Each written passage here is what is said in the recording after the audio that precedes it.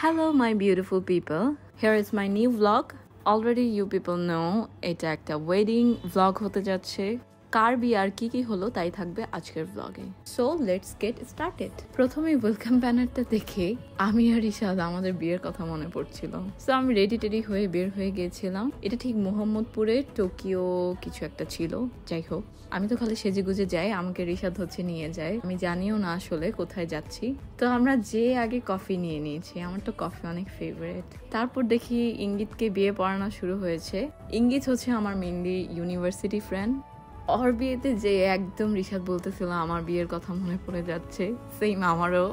যাই হোক আমরা খুবই মজা করছিলাম, যে আরো হাসাহাসি করতেছিলাম যে ওয়াও ওরাও বিয়ে করে ফেলতেছে, সবাই আস্তে আস্তে ম্যারিড হয়ে যাচ্ছে, ব্যাপারটা খুবই মজার। তো আমি সামনে যে ভিডিও করছিলাম, যেহেতু অনেক মানুষ ছিল আর দেখছিলাম বিয়ে পড়ানোর সময় কত কিছুই তো বলে, আর রিশাদ দোয়া করছিল যেন ওরা একসাথে বাসর রাত করতে পারে। আমি তো হাসতে হাসতে শেষ। তারপরেই তো খোরমা খেজুর, বিয়ে পড়ানো শেষ, খোরমা খেজুর দিয়ে দিচ্ছিল আর রিশাদ খাচ্ছিল, আমাকেও দিচ্ছিল, আমি তো হাসতেছিলাম।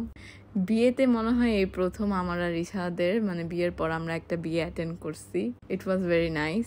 এই ছিল ব্রাইড, খুবই কিউট দেখতে, মাশাল্লাহ। তো এখনই খুব সুন্দর ও একটা এন্ট্রি নিবে, সবাইকে একটু সরে যেতে বলেছিল।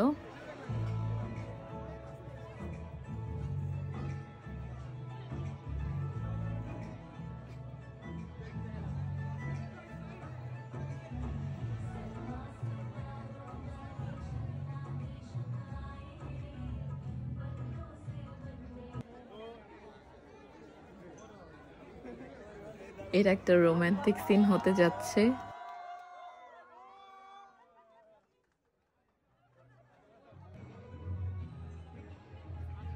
যাই হোক আমি অনেক খুশি যে সবাই আস্তে আস্তে বিয়ে করে ফেলছে আর সবাই ম্যারিড হয়ে যাচ্ছে, ব্যাপারটা আমার খুব ভালোই লাগে। এখন যদি শুনি কেউ প্রেম করতেছে বা কারো লাইফে অনেক কষ্ট চলতেছে, এগুলো শুনলে আসলে এখন হাসি আসে। আসলে বিয়ের পর এগুলো চিন্তা করলেও হাসি আসে, যে মানুষ প্রেম করে কষ্টে থাকে, খায় না, কান্নাকাটি, মানে এগুলো এখন মনে হয় বিয়ের পর লাইফ থেকে চলেই গেছে।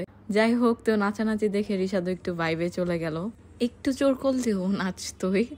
সো এখানেই আমাদের ব্লগ শেষ। Have fun with my videos, thanks for watching.